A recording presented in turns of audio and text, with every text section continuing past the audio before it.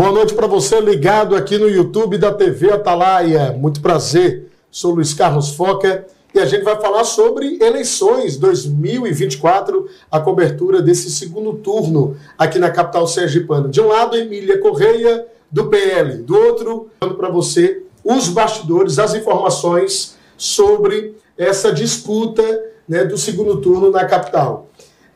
Antes da gente falar sobre o que é que a gente vai justamente debater hoje, eu preciso aqui apresentar os debatedores. Além do segundo turno em Aracaju, vamos falar sobre esquerda, direita. Há uma discussão muito forte na política nacional sobre o crescimento de forma significativa até da direita, principalmente no Nordeste. E a esquerda, há a possibilidade de vencer as eleições na maior cidade do país, uma das maiores do mundo, que é em São Paulo. Guilherme Boulos, do PSOL, tem grande chance de ganhar a eleição no próximo domingo contra Ricardo Nunes. Vamos falar de Aracaju, Nordeste, Brasil e São Paulo. Do meu lado direito, acho que foi proposital, Fabinho. Do meu lado direito, o delegado Paulo Márcio, que é conservador nos costumes, liberal na economia, se considera de direita. E do meu lado esquerdo, o delegado Mário Leone, que é assumidamente de esquerda, comunista também não,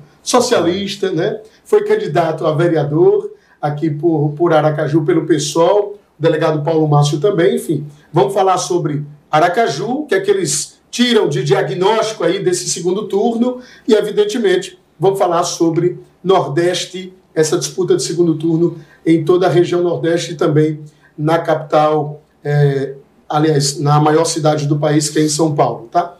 Mas veja, a gente vai justamente falar agora, destacar para você uma entrevista extremamente esclarecedora que a candidata Emília Correia me concedeu hoje na Rádio Transamérica. A candidata do PL comentou sobre diversos assuntos importantes, temas delicados, principalmente fake news.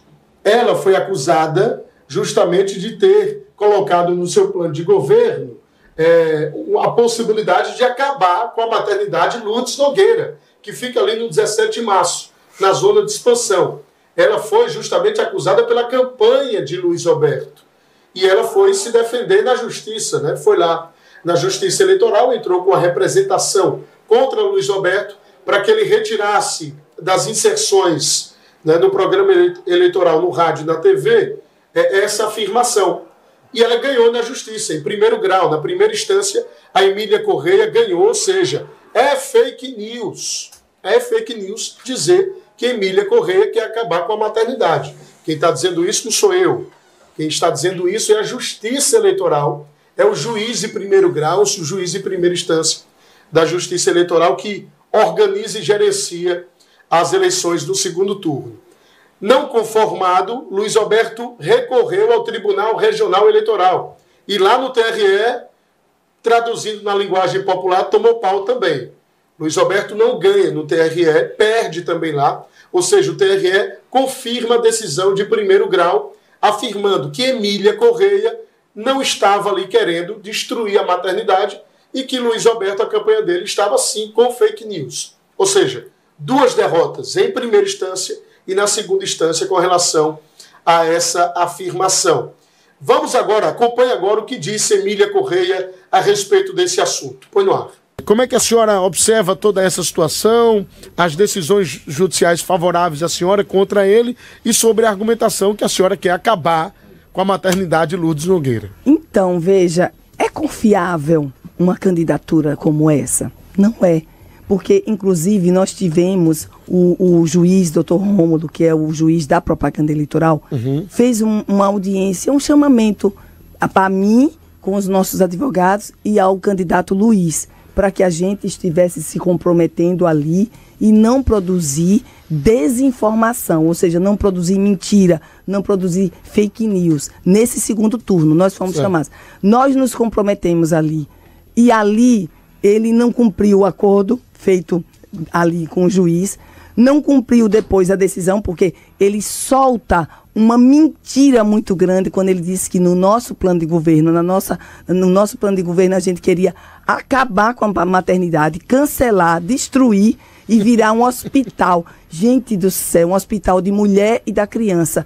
Isso é uma mentira. É tentar realmente ali mudar a cabeça das pessoas por uma situação que não existe. É que isso? Não existe. É isso? Não existe. O plano de governo da gente diz que a gente vai ampliar os serviços para que, além de maternidade, seja também um hospital que cuide da saúde da mulher e da criança. Eles pegam, fazem recorte da nossa fala, joga no programa eleitoral com mentiras. Quem mente rouba, minha avó já dizia. Quem mente rouba. Então aí a gente procurou a justiça. Você está dizendo que o candidato Luiz Alberto... Minha avó que dizia. Pode roubar? Minha avó me dizia, e isso é fato. Quem mente rouba. Porque se ele está mentindo... Bom, aí agora... Bom, aí é com ele, né? Quem mente rouba. Minha avó já dizia... Aí a Justiça Eleitoral, em primeira instância, disse que ele está mentindo. Aí a Justiça Eleitoral disse que ele está mentindo. É a Justiça Eleitoral, não é a senhora nem eu. Nem eu. A Justiça disse que ele mente porque isso ilude... E segundo grau também. Também diz que ele mente. Então, gente, como confiar numa candidatura que engana o povo, mente e não cumpre nem acordo judicial, nem decisão judicial, porque confia no pagamento de uma multa? De onde vem esse dinheiro, o pagamento de uma multa? Porque se eu tiver um processo contra mim e um juiz estabelecer uma multa para mim... ele está pagando a multa. Com certeza. Porque, a propaganda eleitoral continua. Exatamente. No rádio, na televisão. Continua. Mesmo a Justiça Eleitoral dizendo que é fake news. E é 10 mil por inserção. 10 mil por inserção. Não é por dia, não? Não, por inserção. Então, se esse dinheiro não faz falta... Mandou, inclusive, tirar do Instagram. Não cumpriu, tá no Instagram. Tá no Instagram ainda. Então, tem que pagar a multa. 10 mil por inserção é uma grana, dinheiro. ele tá pagando aí para manter a fake news no ar. Para manter tudo pelo poder. Porque eles querem arriscar, eles não querem cumprir decisão para se manter no poder. Né? E olha, quem está dizendo que é fake news não sou eu. Nem eu, é a justiça. Pronto. O que eu fiz foi entrar na justiça e mostrar que era mentira. E o pior, Foca, o teatro montado, o abraço que foi, teve uma manifestação sábado em torno da maternidade Lourdes Nogueira, ali, de mulheres, de mães, pessoas que eu soube que utilizaram, pessoas simples, para poder dar aquele abraço. E o que mais me impressionou foram mulheres públicas também participando do evento mentiroso, como se a gente quisesse destruir a maternidade. Como é que eu, mãe, avó, esposa, vou destruir uma coisa que eu sei que é muito importante para a vida das mulheres menos favorecidas? Aí estavam as mulheres públicas também cúmplices dessa mentira, como Daniele Garcia, como a Érica Mitidieri, como a Catarina Feitosa, como a esposa do candidato. Pois tá aí. A candidata Emília Correia não fugiu do tema, foi categórica, firme em dizer que o Luiz Alberto estava promovendo fake news. Agora, um fato interessante. Lá na maternidade Lourdes Nogueira, a Daniele Garcia, que foi candidata a prefeita pelo MDB, ela estava lá fazendo a manifestação ali na frente da maternidade, ou seja, repudiando a fala, teoricamente, de Emília Correia, que queria acabar com a maternidade. Se a Justiça Eleitoral entendeu que propagar isso é um fake news, e Daniele Garcia é aliada a Alessandro Vieira, que é o autor da lei das fake news, seria uma incoerência. Então, se Dani é aliada a Alessandro, e Alessandro é o autor do projeto de lei que combate as fake news, e ela estaria ali promovendo a fake news, segundo a Justiça Eleitoral, em 2 instâncias, realmente foi fake news praticada pela campanha de Luiz Alberto. Agora vamos falar a respeito de uma situação que foi levantada nas últimas semanas, que Emília Correia não teria governabilidade. Como seria Emília Correia prefeita e a relação dela com a Câmara de Vereadores, já que ela é dura ali no tratamento, né, com relação à distribuição de cargos, tratamento com a classe política, aquele toma lá da cá que existe na vida pública, né, em todas as esferas, municipal, estadual, federal. Como era que Emília iria lidar, como é que ela vai lidar, caso seja eleita, com essa situação na Câmara? E ela falou sobre isso. Ela disse que conhece a casa, porque esteve lá durante os últimos mandatos, né, as últimas legislaturas, e que tem uma amizade, uma admiração com relação ao presidente, o Ricardo Vasconcelos. o presidente Ricardo tem o apoio do governador Fábio Mitidieri, tem o apoio de André Moura e teria o apoio também de Emília Correia. Ela fala sobre o assunto. Confira só. Terei, porque já conheço, sei como funciona, sei como conversar. Vamos ter conversas com decência com os vereadores. A gente já tem sinais de muitos vereadores que estão chegando. E com certeza a gente vai governar, até porque eu sei que os vereadores que foram eleitos pelo povo vai querer o melhor para Aracaju. E eu vou trabalhar pelo melhor para Aracaju. Por exemplo, sobre a postura de Ricardo Vasconcelos, que deve ser eleito também para o próximo biênio, está trabalhando para isso. Enfim, tem o apoio do governador, né, por exemplo. Tem o apoio de André Moura. Parece que tem o apoio de todo mundo, até da senhora ou não? Ricardo Vasconcelos, ele ali, eu votei nele para presidente da casa. Sim. Ele fez um excelente trabalho. A gente já vinha conversando antes, na continuidade do belo trabalho que ele fez.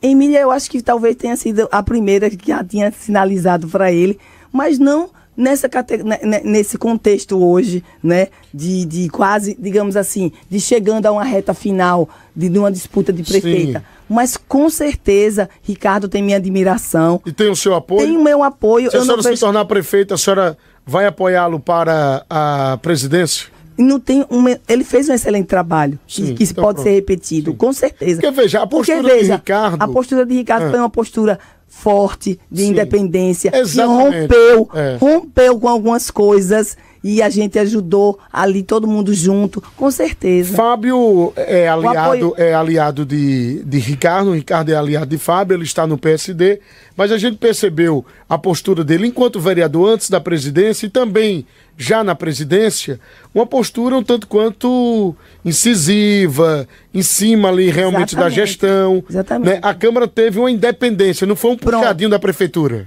Pronto, era isso que eu ia chegar. Na Constituição, são poderes diferentes, independentes e harmônicos. Ele conseguiu decretar a independência em muitos momentos e também harmônicos, porque para governabilidade você tem que ser harmônico. E eu tenho certeza que a gente vai ter uma boa relação executivo e legislativo nessa conversa de colegas como vereadores e aí, se for da vontade de Deus e do povo, de prefeita e de presidente da Câmara. Esse apoio já foi até um pouco antes dos outros. Eu acredito nisso pela caminhada nossa lá. Então, o Ricardo Vasconcelos vai ter o apoio de Emília Correia, o agrupamento do governador Fábio, André Moura, União Brasil, PSD, os outros partidos satélites vão apoiar a eleição de Ricardo Vasconcelos para a continuidade lá ali na condição de presidente da Câmara. Emília Correia também aprova, né, também apoia a continuidade de Ricardo Vasconcelos na presidência. Bom, você que está aqui no YouTube, deixa o seu comentário, deixa a sua participação. Estamos aqui com os bastidores das eleições de 2024, essa disputa do segundo turno em Aracaju. Bom demais saber que você está aqui no YouTube, pós Jornal do Estado, aí com o decano da comunicação, né, Cleus? O grande Gilvan Fontes. Que alegria estar aqui com a sua participação. Só lembrando que a TV Atalaia no YouTube, no canal oficial no YouTube, vai fazer uma cobertura sensacional no próximo domingo. Você confere a partir das 5 horas da tarde, tá? Às 17 horas. Quando as sessões, quando os colégios eleitorais fecham as portas, ninguém entra mais para votar, a gente já está com a nossa transmissão ao vivo até o fechamento das urnas, é isso? Até o final da apuração, até realmente a gente conhecer quem será o próximo prefeito ou a próxima prefeita de Aracaju. Então, a partir das 5 horas da tarde, domingo, a gente acompanha aqui, né, no YouTube, você acompanha aqui essa cobertura. Amanhã, pós-Jornal do Estado, tem mais informações dos bastidores, debate e na sexta-feira também, tá? Nessa cobertura, né, que a TV Atalaia está fazendo desde o início do pleito eleitoral, tanto nas emissoras de rádio como na TV aberta e aqui no YouTube, tá certo? Olha, meus amigos, daqui a pouco, só lembrando, hein, do meu lado direito, o delegado Paulo Márcio, do meu lado esquerdo, o delegado Mário Leone. O delegado Paulo Márcio se considera de direita, conservador nos costumes, e o delegado Mário Leone, de esquerda, se considera liberal aí nos costumes, conservador na economia, enfim. ou não? Bom, cada um vai colocar o seu ponto de vista. Vamos falar sobre o segundo turno em Aracaju, a disputa também do primeiro turno, porque os dois foram candidatos para o Poder Legislativo e, evidentemente, vamos falar sobre a crescente da direita no Nordeste e a possibilidade da esquerda, né, faturar as eleições lá em São Paulo. Mas seguindo por aqui com os bastidores e os destaques da entrevista de Emília Correia, hoje na Rádio Transamérica, só lembrando que amanhã a gente vai entrevistar na Rádio Transamérica cedinho, das 6 às 8 da manhã, o candidato do PDT, Luiz Roberto. E à noite a gente vai estar destacando também, né, 3 trechos importantes da entrevista do candidato Luiz Roberto amanhã, tá certo? Hoje, Emília Correia. E na sexta-feira, na rádio, pela manhã, eu vou fazer o primeiro e único debate, eu acho, dessas eleições com os candidatos a vice-prefeito. De um lado, Fabiano Oliveira, do outro, Ricardo Matos. Vai pegar fogo aí, logo cedinho, das 6 às 8 da manhã, você sintoniza 90,5 e fica por dentro, tá? E acompanha o debate. Veja só, meus amigos, a Emília Correia também falou sobre a licitação do transporte público da Grande Aracaju, que o Ministério Público, a Procuradoria-Geral da República e o Tribunal de Contas foram contra. Todos foram contrários aí a essa licitação.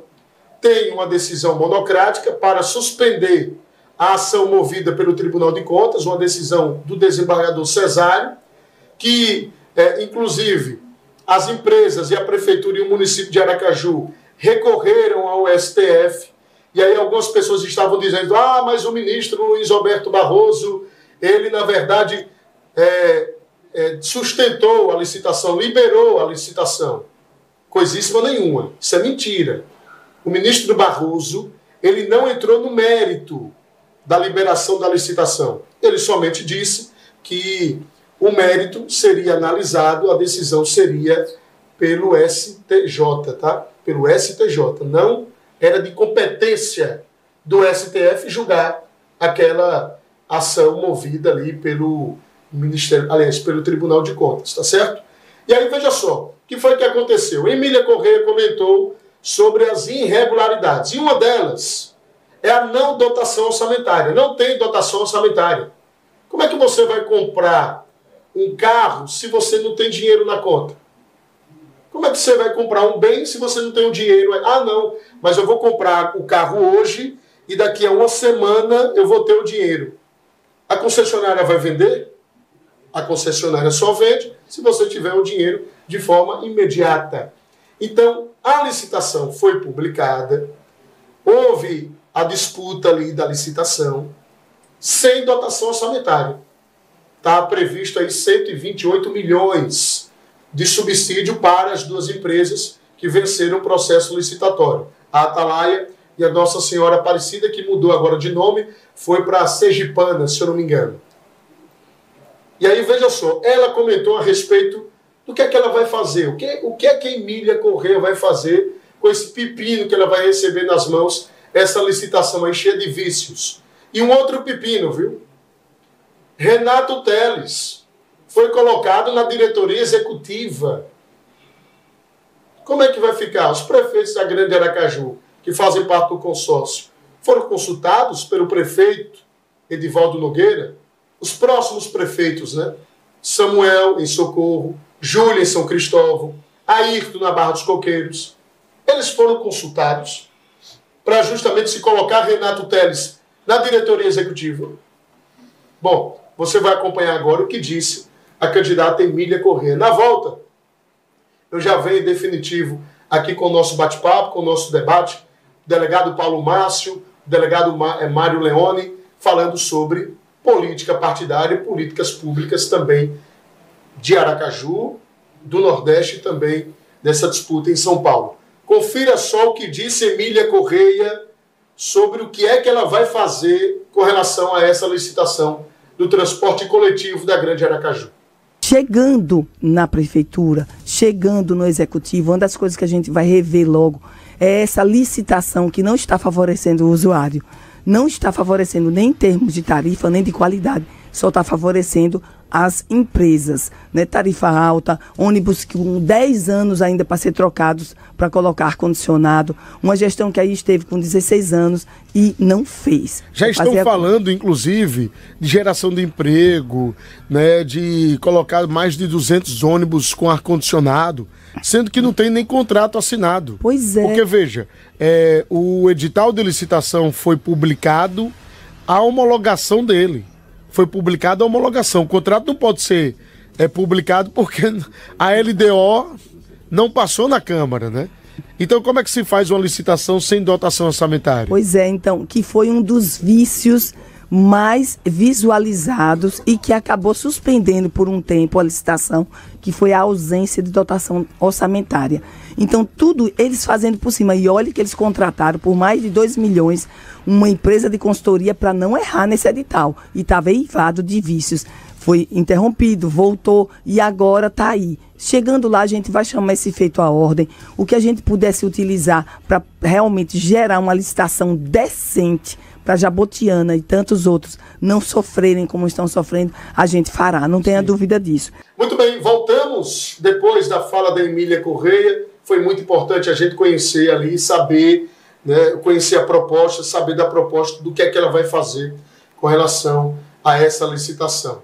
Esperamos realmente que haja uma solução e que as irregularidades sejam apontadas, solucionadas e que Aracaju e a Grande Aracaju, né, realmente viva nos próximos meses uma licitação que possa realmente ser da mais correta possível, né, com a maior lisura possível com o erário, tá? Vamos lá. Estamos aqui já recebendo, como eu falei desde o início, o delegado Paulo Márcio, o delegado Mário Leone, nessa disputa, né, aqui da capital, vai ser comentado, vai ser um assunto, a disputa no Nordeste e também a disputa em São Paulo, que o pessoal é protagonista. Eu quero saber quem é o mais velho dos dois, por dar boa noite primeiro. Quem é o mais velho, delegado Paulo Márcio? Meu?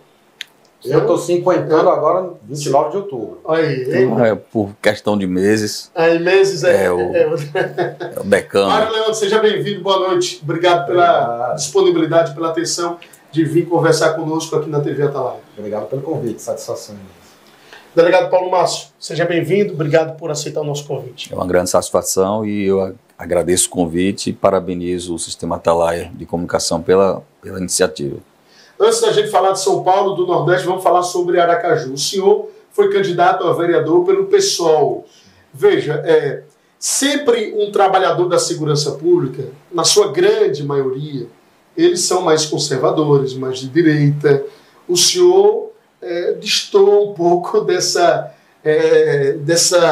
digamos assim, essa preferência dos trabalhadores da segurança pública para a esquerda. Como foi a sua formação política para a chegada justamente da sua ideologia de esquerda, Mário? Primeiro, Foca, eu tenho muito orgulho do meu berço. Quando eu digo isso, não tem relação nenhuma com nenhuma família aristocrática, não, aqui de brasileira, não.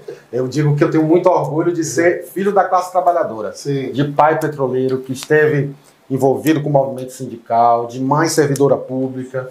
Então, filho da classe trabalhadora. E por isso eu estou nas trincheiras da luta socialista no PSOL, né? As lutas de classe estão aí postas, a gente vê isso, vivencia isso. Ontem, inclusive, na porta da Alese, a gente viu, né, os taxistas, nossos trabalhadores cada dia mais precarizados, né, estarem se insurgindo, né, contra a omissão do poder público, governamental, enfim. E o que me levou à militância política partidária foi a minha militância em direitos humanos, que começou com o ativismo LGBTQIAPN+, e a necessidade de fazer esse enfrentamento nas forças de segurança pública, do machismo, do racismo e da LGBTfobia institucionalizados nas forças de segurança pública. Existe isso?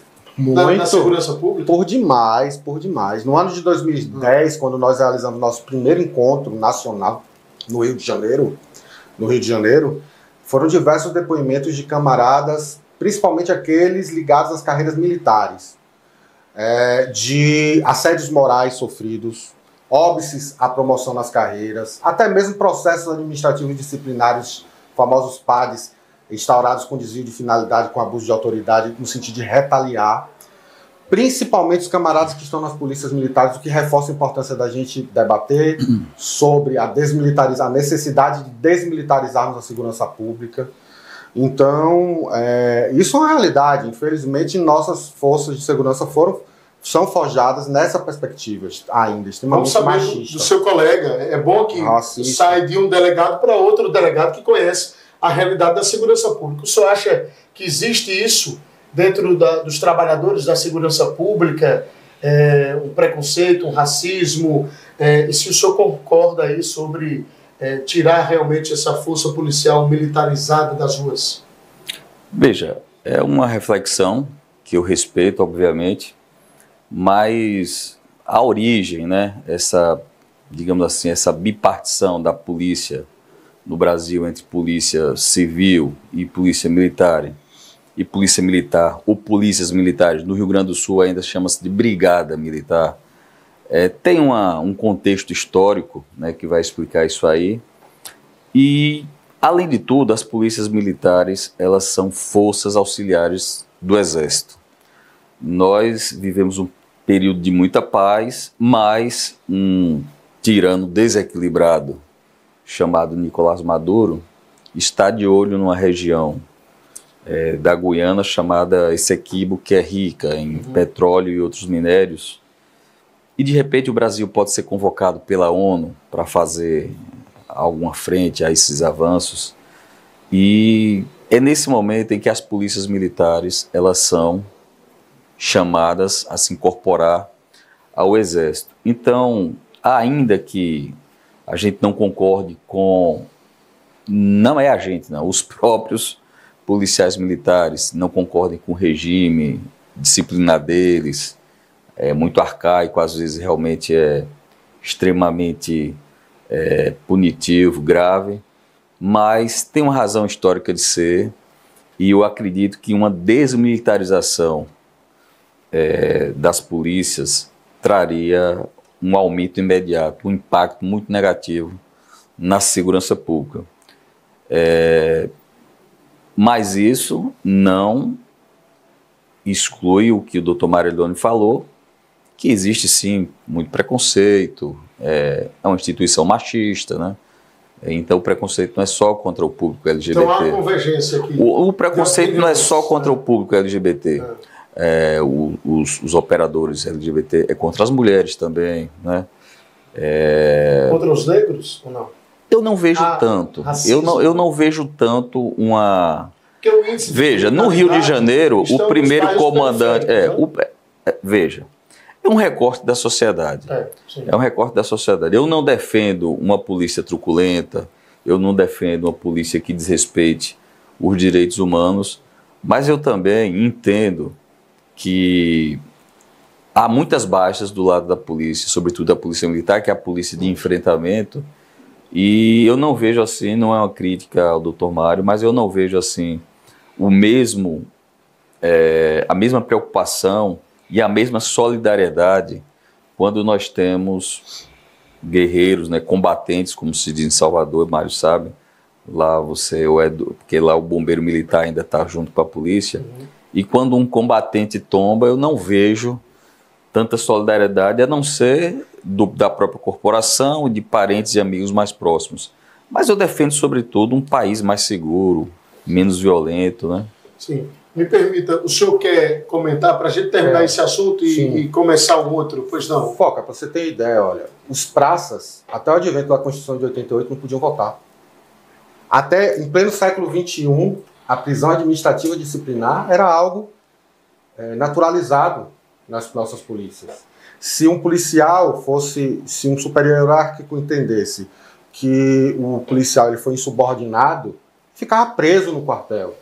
Isso é draconiano, isso é absurdo, isso desumaniza o trabalhador policial em nome de uma suposta necessidade de preservação da hierarquia e da disciplina. Vejam bem, hierarquia e disciplina são fundamentais em quaisquer ambientes corporativos, quaisquer hierarquia e disciplina. O que o militarismo exige, impõe ao policial é obediência cega. É estar ali de prontidão para matar e para morrer. colega Paulo Márcio falou aí da letalidade policial, que vê que muitas vezes os camaradas ligados aos direitos humanos não se sensibilizam tanto com as mortes de policiais como com as mortes de civis, né? Não é verdade. Por exemplo, Marielle, que foi assassinada no Rio de Janeiro, Marielle recebia no seu gabinete os familiares dos policiais que tombavam nessa perversa guerra às drogas. Era ela quem promovia, quem oferecia assistência a esses familiares. Mas vamos para um outro tema, por favor, doutor Mário. Veja, vamos falar sobre o segundo turno. As eleições, primeiro turno, segundo turno, em Aracaju. O senhor foi candidato a vereador, apoiou a Niuly Campos no primeiro turno. Nesse segundo turno, como é que o senhor se posiciona, sendo que a Niuly orientou em um voto pró-Luiz Roberto, contra Emília Corrêa, contra o PL, que é filiada ao partido, né, de Bolsonaro. Como é que o senhor avalia esse segundo turno e a posição política do senhor, para que daqui a pouco a gente comece a falar sobre essa guerra de narrativa das duas campanhas? Então, Foca, a gente está no mato sem cachorro, literalmente, né? No mato sem cachorro.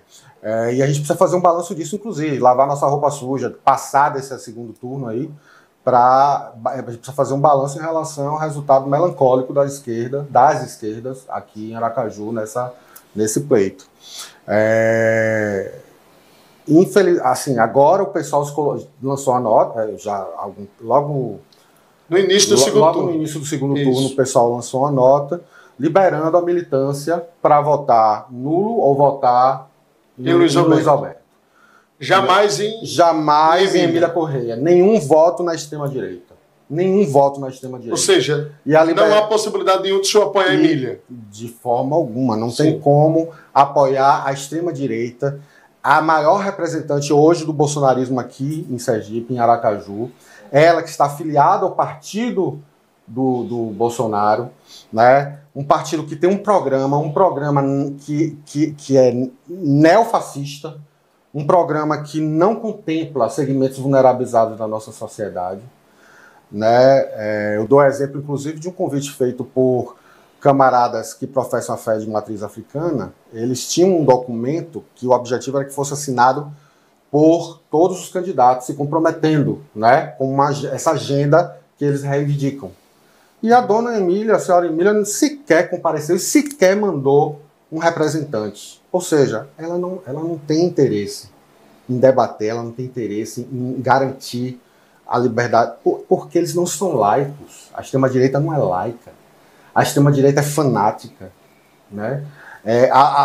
Fanatismo religioso, é fanática, é fundamentalista, e isso é uma ameaça à nossa democracia, às liberdades individuais. Emília, para o senhor, é ameaça. É uma ameaça à nossa sobrevivência. Eu estou falando da sobrevivência das pessoas LGBTs, das famílias homoafetivas, homotransafetivas, e aí eu faço questão de enfatizar famílias, no plural. Famílias em sua diversidade, porque eles se arrogam a defensores da família, no singular, mas existem diversas famílias para além do único modelo que eles entendem possível. Sim, vamos passar aqui a palavra para o delegado Paulo Márcio.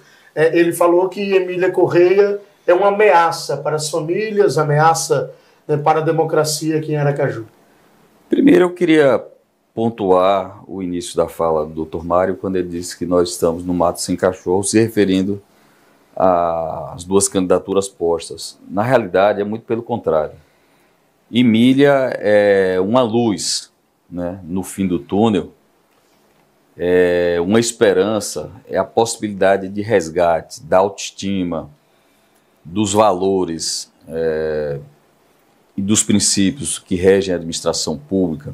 Começar pela transparência, pela moralidade, pelo uso racional de recursos públicos, pela discussão, pelo republicanismo, sem assistencialismo nefasto que a esquerda fez, por exemplo, com o Bolsa Família, escravizando milhões e milhões de nordestinos presos que hoje votam em Lula, infelizmente, pelo estômago.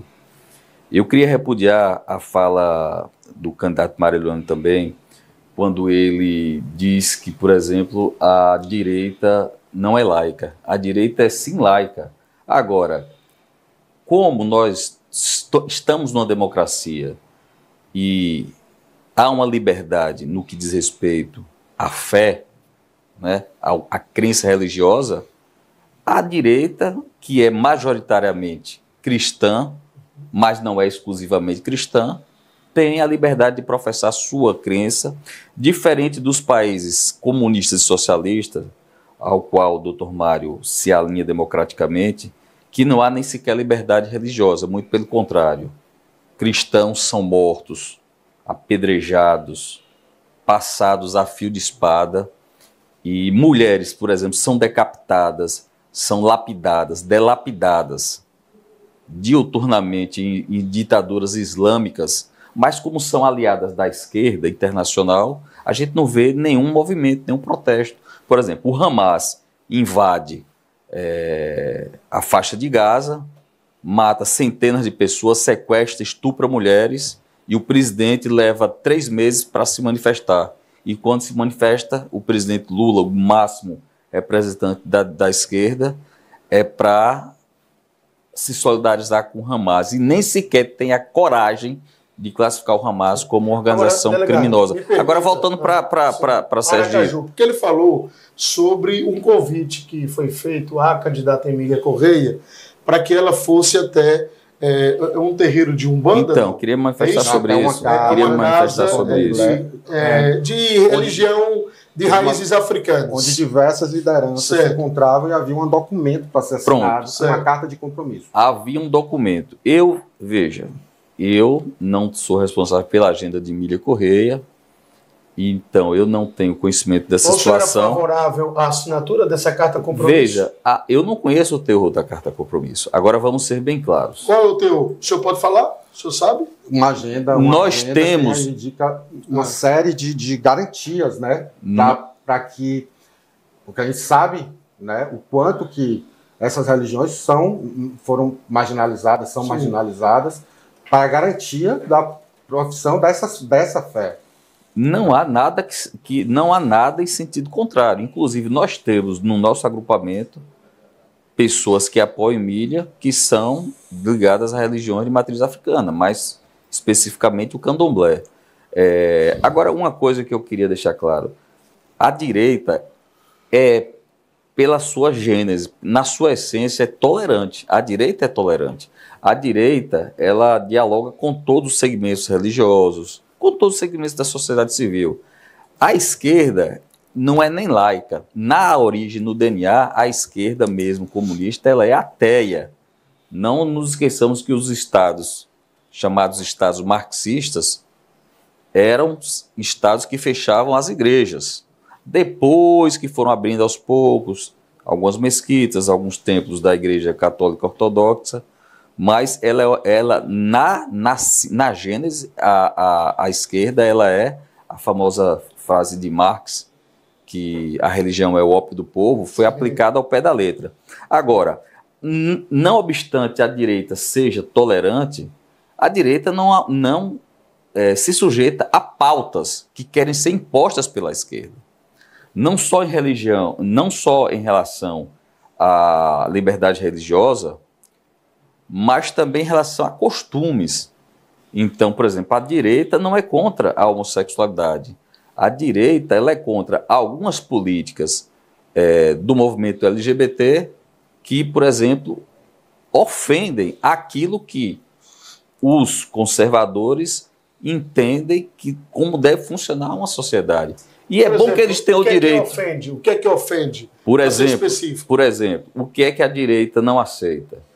Uma defesa muito forte feita há alguns anos para que mulheres, por exemplo, trans, a mulher trans é o indivíduo que nasceu com sexo biológico masculino, certo, né, mas se identifica com mulher, por exemplo, participe de jogos, esportes, em que a superioridade física traga alguma vantagem. Então nós tivemos agora na Olimpíada de Paris uma boxeadora, não sei se ela é argelina, que ela fez com que a atleta, sua oponente, desistisse por conta de 2 golpes que a mulher disse que nunca sofreu tanta força, tanta dor na vida dela. Então, assim, nadadoras, que são mulheres trans, que se disputassem com homens cisgêneros, não teriam nem lugar no pódio, mas Pois quando não. disputa com... Então, eu Vamos estou ouvir falando o Tomás. desse caso, Sim. mas existem outros casos que nós podemos... O senhor pode discutir. interromper, viu? Fica à vontade. Não precisa eu intervir aqui para interromper a fala, não. Se o senhor quiser pedir a parte a ele, o senhor também Tá bom. pedir a Essas parte para o delegado. pessoas, elas Paulo. são submetidas a tratamentos hormonais que mudam Sim. completamente o metabolismo desses corpos. Essa boxeadora, ela não levou vantagem? Basta que isso seja monitorado pelos órgãos competentes, né, ligados à atividade esportiva. Né? Isso não pode justificar a transfobia, né, no ambiente esportivo, nem em qualquer outro lugar, como a escola, por exemplo, porque a gente vê a realidade da expulsão dessas pessoas muito cedo da escola, que não está preparado para o acolhimento desse jovem trans. E aí é importante relembrar, né, o desserviço da doutora Emília, quando tentou emplacar um projeto de lei que visava amordaçar os nossos educadores, professores, para o debate de gênero e diversidade na escola. Algo que é fundamental. Que projeto fundamental, isso no exercício ainda da sua atividade parlamentar, certo. ainda no primeiro mandato. O que foi que ela fez? Qual foi o projeto em específico? Quais eram as medidas que Emília Corrêa queria implementar? Buscava amordaçar os educadores, professores, para os debates de gênero e diversidade no ambiente escolar. Queria limitar essa discussão. Limitar essa discussão, quando na verdade ela é fundamental, é necessária para que os nossos jovens sejam educados para o respeito à diversidade. Não tem, aí tentam desvirtuar isso como se a gente quisesse promover, fazer uma promoção acerca da livre orientação ou identidade de gênero, promover. Não é promoção, é o respeito, promoção Mas, do respeito. doutor Mário, veja. Eu queria também. E defesa, só para concluir, bem, Foca, e a defesa, né, da nossos jovens em relação aos abusos sexuais, a exploração sexual, né, porque se não conversar sobre isso, como é que os nossos jovens vão poder se defender dessa violência que, via de regra, ela acontece no âmbito do privado, no âmbito das relações interfamiliares. Então a gente não pode tratar com pudor. Claro que a gente tem que tratar com responsabilidade. Eu tenho uma outra provocação, outro tema, mas fica à vontade, doutor Paulo. Não, eu não conheço esse projeto de lei especificamente, mas eu conheço a ideia por trás da defesa feita por alguns conservadores. Não é no sentido de promover ou de pregar a homofobia, a transfobia. Não, é de não trazer uma discussão para um público que não está na idade adequada. Isso não vai fazer com que as pessoas adquiram, pratiquem a tolerância, mas pode provocar outros conflitos familiares, inclusive pessoais. E aí eu vou trazer um caso específico.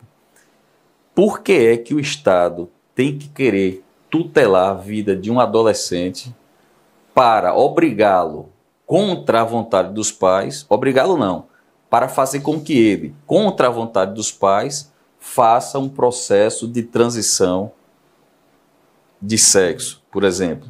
Por que um adolescente que ainda não tem sequer digamos assim, a personalidade formada, ele acha, como ele tem uma disforia de gênero, e ele acha que está no corpo errado, mas aí, imagine se a gente deixar que essas políticas avancem, e aí você, pai, não vai ter o direito. Quem vai dizer é um promotor de justiça ou um defensor público, vai entrar com ação para fazer com que seu filho de 13, 14 anos comece a tomar hormônio e que para se preparar para uma cirurgia.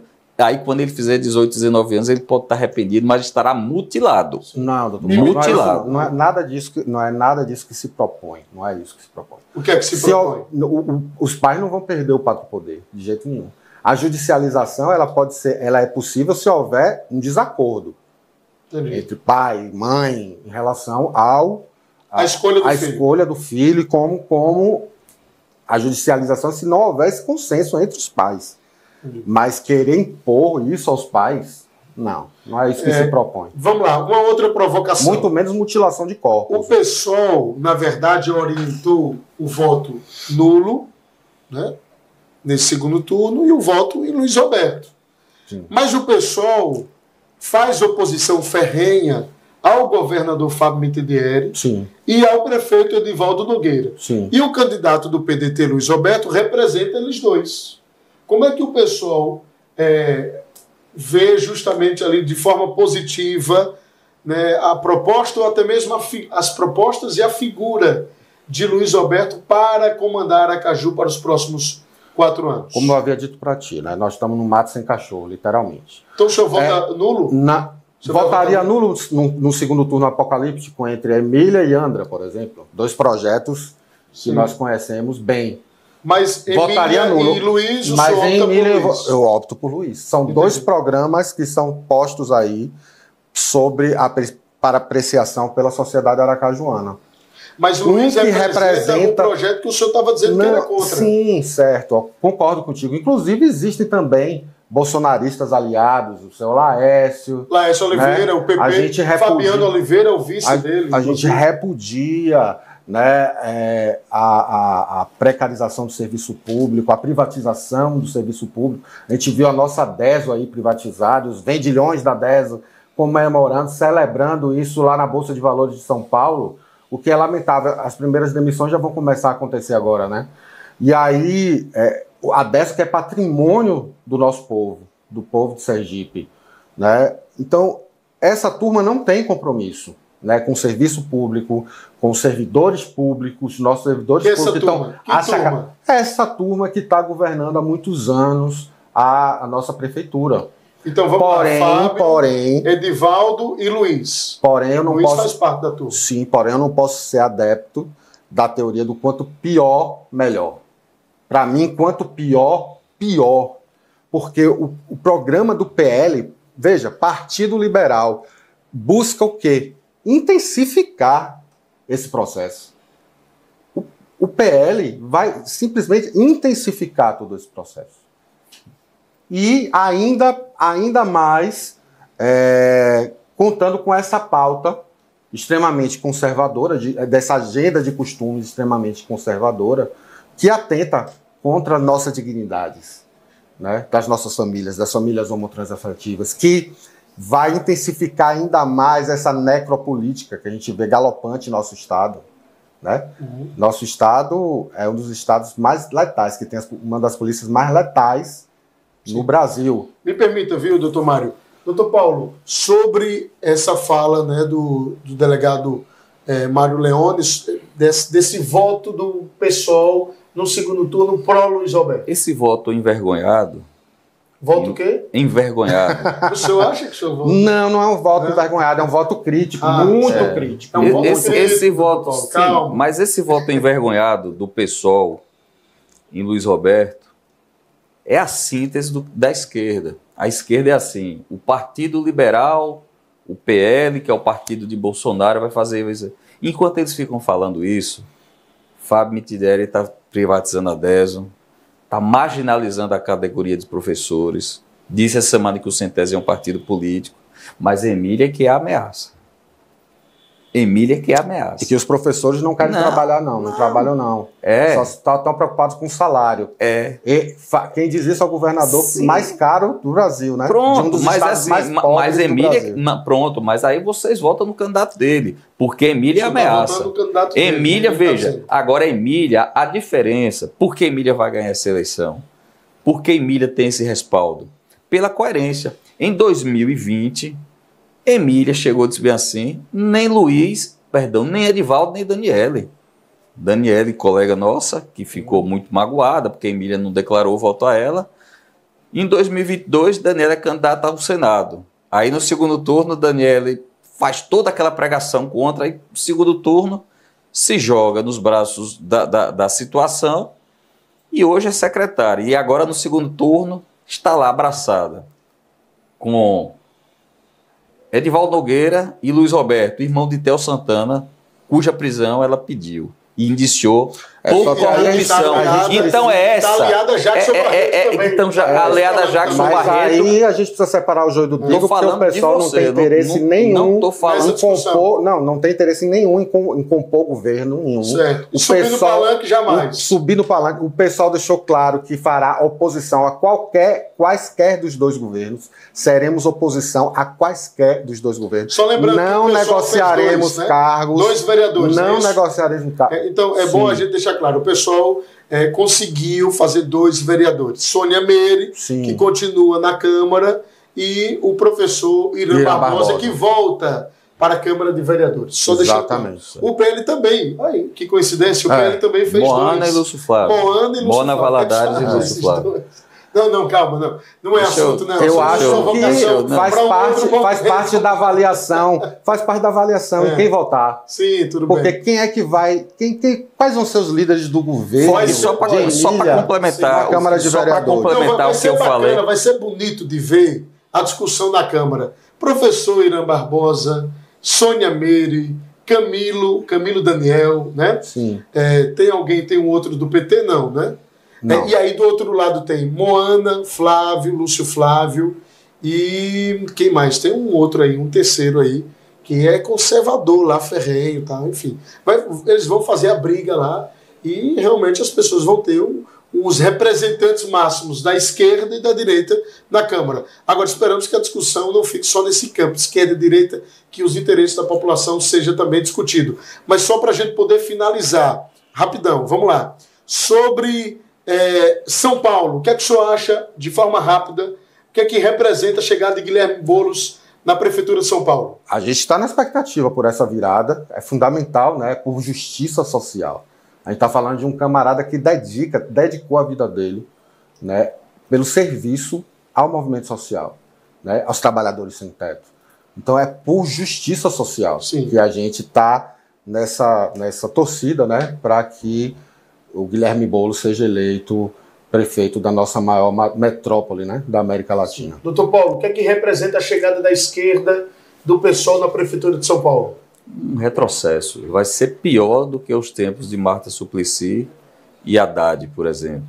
Mas eu acredito na vitória de Ricardo Nunes, com o apoio do governador Tarcísio, e para que as coisas continuem no caminho seguro, no rumo certo. Também, apoio do Bolsonaro. Claro, Bolsonaro mais agora, porque no segundo turno ele não esteve tão presente, no primeiro turno. Mas, graças a Deus, São Paulo vai dizer não a Boulos e tudo aquilo que ele representa. Doutor Mário, alguma outra informação, algum outro posicionamento que o senhor queira colocar aqui? Queria chamar a atenção de quem estiver nos assistindo, né, para o retrocesso que foi, na verdade, a chegada da extrema-direita na presidência da República, em nível federal. O desgoverno que foi aquilo tudo. A pandemia transformada em pandemônio por conta de um negacionismo, a falta de respeito ao serviço público, aos nossos servidores públicos, a falta de compromisso com a classe trabalhadora. Essa pauta moral que fez com que a gente trancasse ou até destruísse programas sociais, programas comprometidos com a agenda de direitos humanos, foi um retrocesso absurdo. E a gente está precisando reconstruir agora tudo isso, né? A gente não merece que Aracaju tenha essa mesma experiência, né, de vivenciar todo esse retrocesso agora no âmbito da institucionalidade municipal. Doutor Paulo, muito obrigado pela presença do senhor. E o que é que representa, já que ele falou de Emília, né, o que é que representa a chegada de Emília na prefeitura? Dizer que Bolsonaro, não obstante, tem enfrentado uma pandemia que, inclusive, resultou em prejuízo não só para a reeleição dele, mas do próprio Donald Trump, que está retornando agora para a presidência. Então, o Bolsonaro foi, sim, ele teve ele sofreu as consequências, mas salvou a economia, inclusive do estado de Sergipe, mandando bilhões e bilhões de reais para o governo de Belivaldo Chagas. Mas, ao contrário do que o Dr. Mário diz, por uma questão assim de talvez apego excessivo à ideologia que ele defende, Emília Correia, após 30 anos 30 anos de um projeto que caducou, expirou, perdeu a validade, fechou, começou a governar de costas para o povo e de braços abertos para, sim, aí eu diria, as oligarquias sergipanas, representadas pelas empresas de ônibus, pelas construtoras, pelas empresas de serviço na coleta de lixo, pelas empresas terceirizadas representadas pelo senhor Laércio. Agora sim, nós vamos ter uma mulher combativa, decente, íntegra e totalmente preocupada com os interesses públicos na Prefeitura de Aracaju. Muito obrigado pela presença. Eu agradeço, Dr. Paulo Márcio, Dr. Mário Leone, a primeira de muitos debates, melhor dizendo, né, o primeiro de muitos debates que a gente vai ter ao longo, né, dessa nossa cobertura aqui das eleições, tá certo?